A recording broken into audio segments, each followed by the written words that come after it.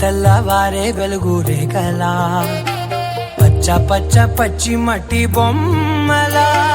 అల్లి బిల్లి వెన్న పాల నురగల అచ్చ తెలుగు ఇంటి పూల కొమ్మల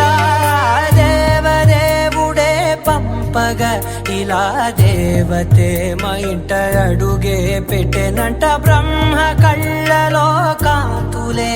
మా అమ్మలా మా కోసం మళ్ళీ లాలి పాడేనంట.